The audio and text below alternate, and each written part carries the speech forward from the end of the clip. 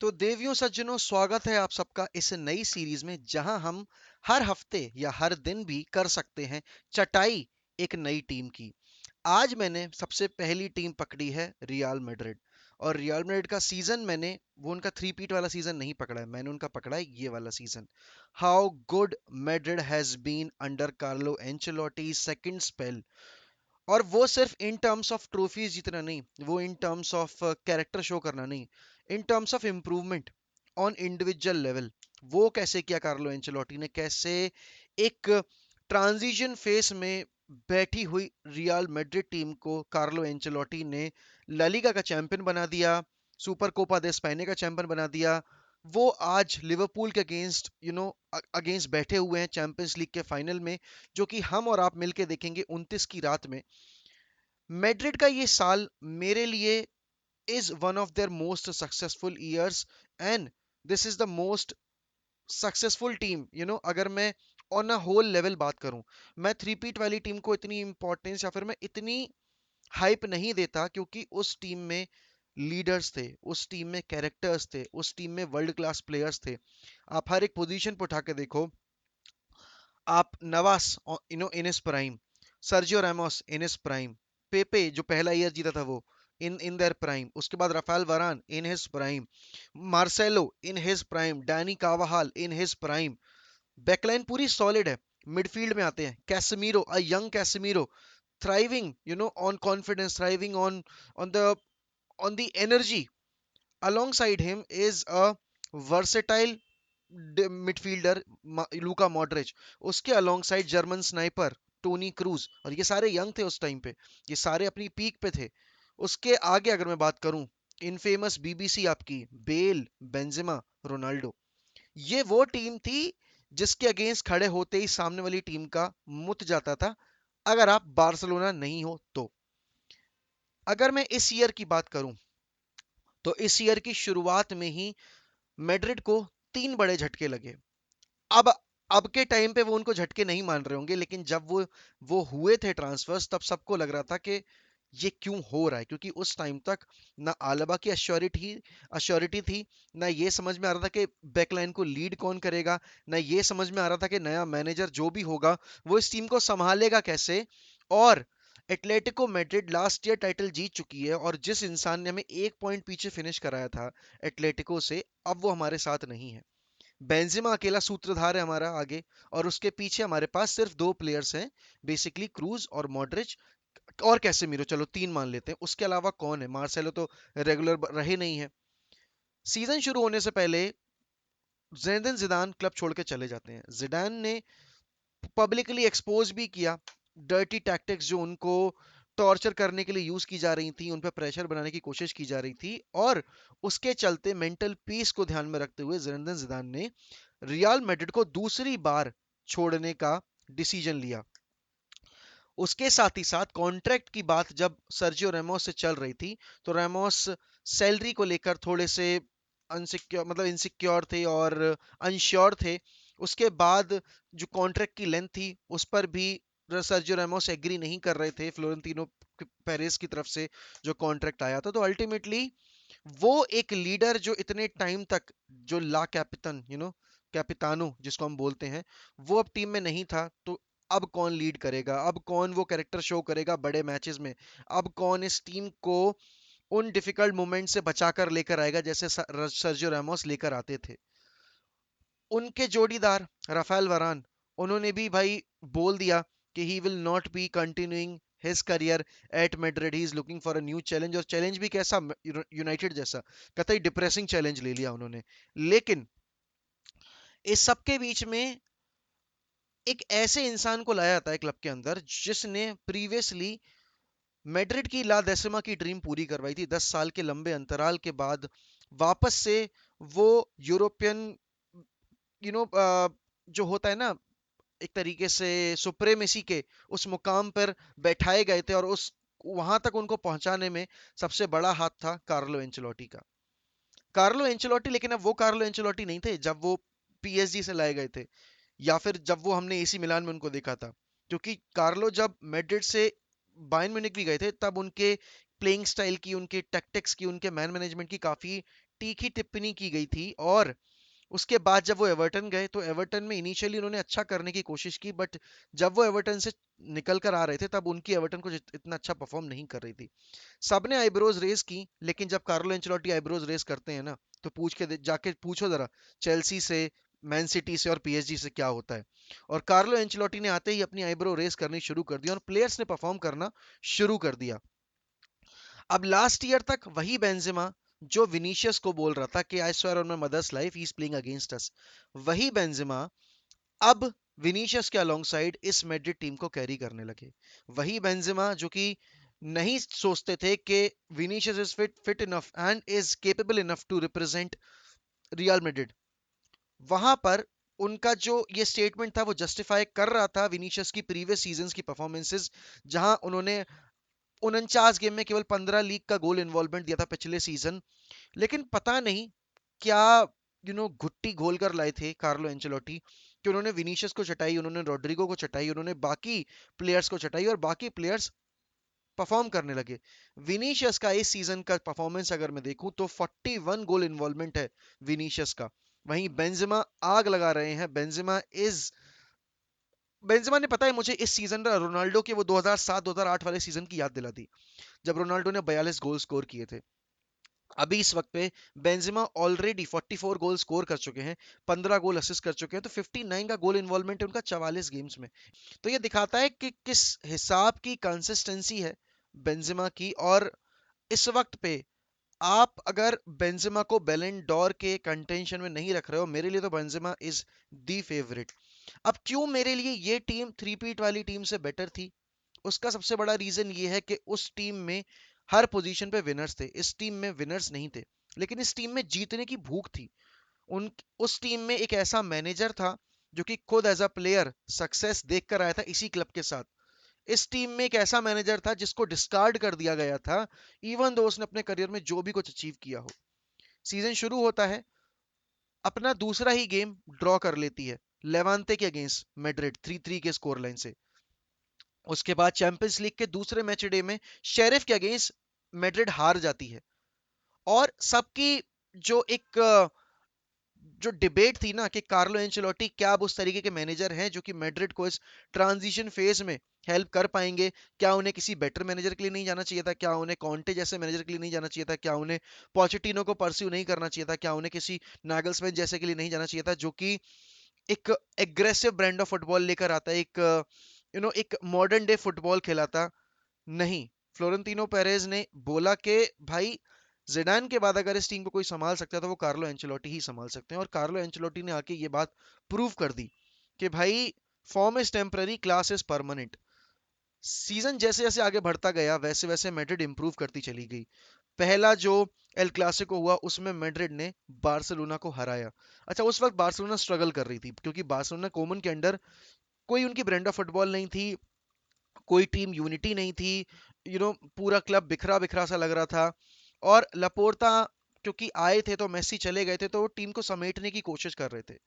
अच्छा, चीजें पता है कब बदली, जब पीएसजी मिली मैड्रिड को राउंड ऑफ 16 में, और सबने ये कहा कि अब आया ऊंट पहाड़ के नीचे, अब पता चलेगा कि पीएसजी के अगेंस्ट ही कैसे टीम सरवाइव करेगी।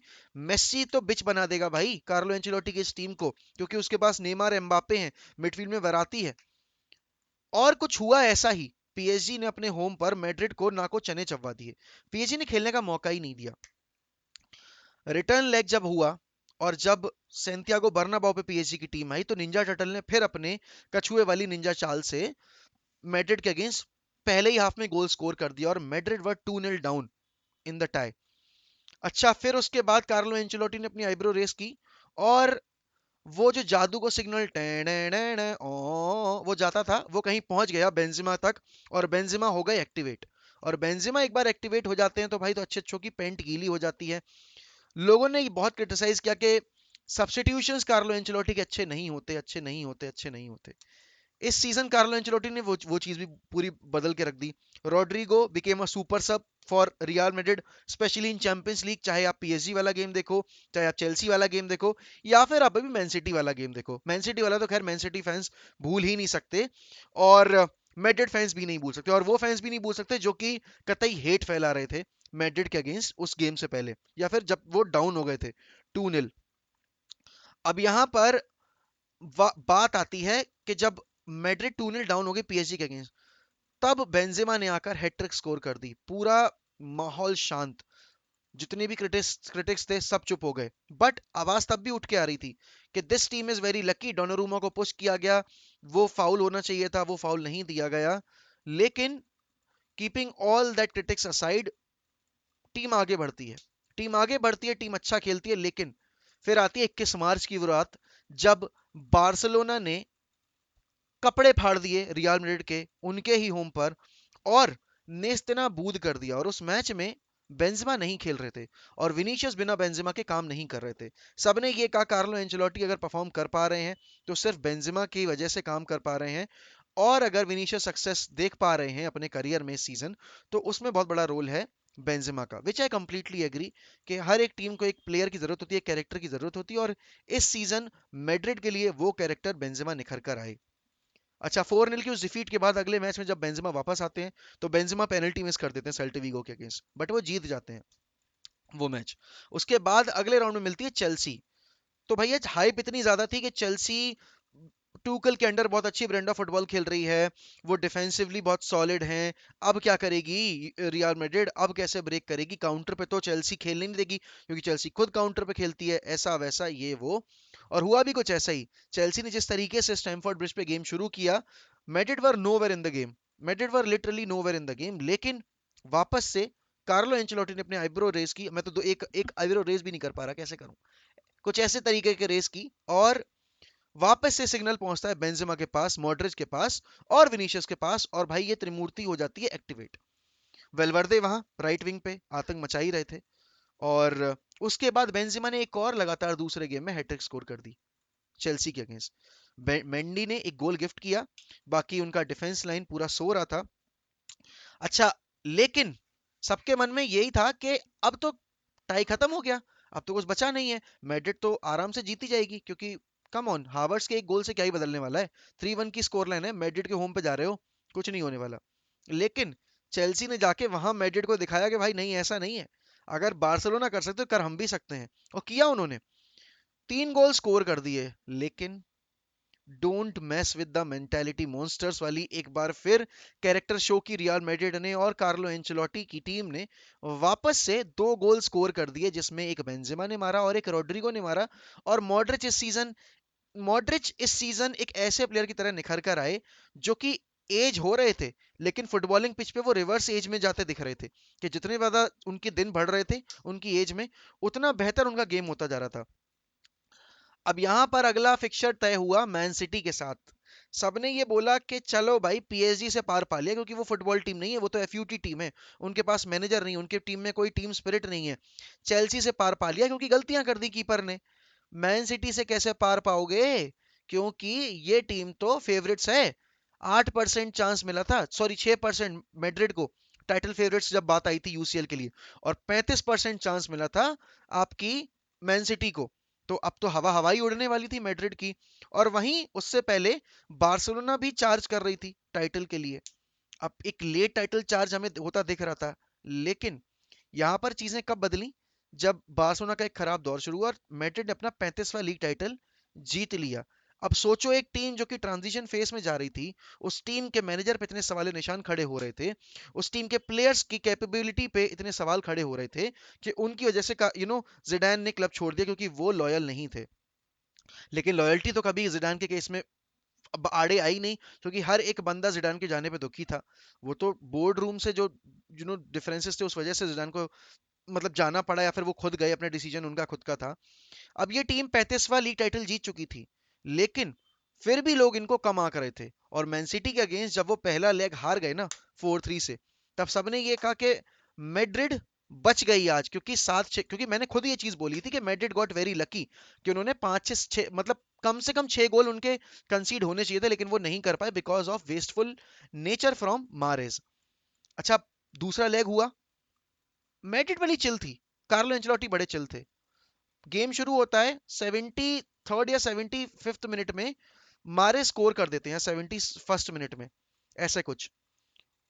पूरा स्टेडियम शांत होने की बजाय मतलब उस मोमेंट ऑफ टाइम तक स्कार्स लहरते नहीं दिख रहे थे मैड्रिड फैंस के, लेकिन जब मारेज ने गोल स्कोर किया, तब पता नहीं क्यों मैड्रिड फैंस को ये लगा कि अब हमारी टीम जाग जाएगी, अब ये एक्टिवेट हो जाएंगे। हमारी यहाँ फट रही थी वॉच अलोंग के टाइम पे, हम सारे टेंस थे, दिव्यांश खासकर, क्योंकि भाई Divyansh is a Madrid fan. तो मैं चुप बैठा हुआ था, कमेंट सेक्शन में मेंटालिटी मॉन्स्टर्स के वो लग रहे थे भाई, उनको बेंटर किया जा रहा था, उनको गाली पड़ रही थी। एक सब्स्टिट्यूशन होता है, बल्कि दो सब्स्टिट्यूशन होते हैं और पूरा गेम का सार चेंज हो जाता है। विनीशियस वहीं रखते हैं, रॉड्रिगो आते हैं राइट विंग पे और कामाविंगा को डाल दिया जाता है। 2 मिनट के अंदर 2 गोल और पूरी कहानी चेंज हो जाती है, और फिर बेंजेमा ने आकर पेनल्टी मार दी। Man City the title favourites were being knocked out, और उस पॉइंट ऑफ टाइम तक 89th मिनट तक पता है प्रिडिक्शन क्या थे? 99% मैन सिटी, 1% रियल मैड्रिड। लेकिन वो 1% कब 100% में तब्दील हो गया पता नहीं चला, देखते ही देखते हालात बदल दिए, जज्बात बदल दिए, और कार्लो एंचेलोटी की एक बार फिर उस आईब्रो की एक उठान ने पूरा समीकरण मैच का चेंज करके रख दिया। तो भाई ये मेरे लिए सीजन मैड्रिड के हिस्ट्री में, जब से मैंने फुटबॉल देखनी शुरू की है, is their best season. Not in terms of trophies, भले ही उसने उन्होंने 3 थ्री-पीट नहीं जीता हो, भले उन्होंने उस तरीके से डोमिनेट नहीं किया हो, लेकिन कैरेक्टर, टीम स्पिरिट और मैनेजरियल स्किल्स जो कार्लो एंचेलोटी ने दिखाई और जो इस मैड्रिड टीम ने एकजुटता दिखाई है, वो मुझे पहले नहीं देखने को मिली थी। इतना एंजॉय मैंने शायद ही कभी मैड्रिड को किया हो। जब मैड्रिड थ्री पीट भी जीती थी ना यूसीएल का, तब भी मैं इतना ज्यादा एंजॉय नहीं कर रहा था उनकी फुटबॉल, क्योंकि क्रॉस एंड इंशाल्लाह पे गेम चलता था उनका। और देखो मैड्रिड फैंस, बुरा मत मानना, बट था वही कि मार्सेलो क्रॉस डालेगा और रोनाल्डो हेडर मारेगा, या फिर मार्सेलो लो ब्लॉक में बॉल डालेगा और उसमें रोनाल्डो टैप इन करेगा, या जो भी करेगा। इस सीजन अलग अलग मैचेस में अलग अलग ब्रांड ऑफ फुटबॉल देखने को मिली हमें, और कमबैक के बाद कमबैक पिक के बाद कमबैक देखने को मिले। और ये टीम से मैं क्यों रिलेट कर पा रहा हूँ इस वजह, इस बात अभी इस वक्त पे, क्योंकि हमारा 99 ट्रेवल विनिंग सीजन जो था ना, वो भी कुछ इसी तरीके का था कि हमें किसी ने आका नहीं था, लेकिन हम हर गेम पीछे पिछड़ने के, मतलब पिछड़ने के बाद कमबैक करते जा रहे थे, करते जा रहे थे, करते जा रहे थे, और अल्टीमेटली हमने वो फेमस ट्रेवल जीत लिया था। तो मैड्रिड फैंस के लिए ये साल बहुत ही अच्छा था। आई होप अगला साल और भी अच्छा हो, निंजा टर्टल अपनी बकचोदियां छोड़ के आ जाए आपके क्लब में। अगर आपको ये कहानी, ये किस्सा पसंद आया हो, तो वीडियो को लाइक करना मत भूलिएगा और चैनल को सब्सक्राइब करना मत भूलिएगा। अगर पॉसिबल हुआ तो कल मिलूंगा एक नई चटाई वीडियो के साथ, जिसमें हम बात करेंगे एक और ग्रेट टीम की और एक और ग्रेट मैनेजर की। तब तक के लिए ध्यान रखिए, और ये मैं सावधान इंडिया जैसे क्यों बात कर रहा हूँ, कि सुरक्षित रहें, सतर्क रहें, मत रहें बकचोदी करें, और दोस्तों को बताएं इस चैनल के बारे में। Till then goodbye, take care.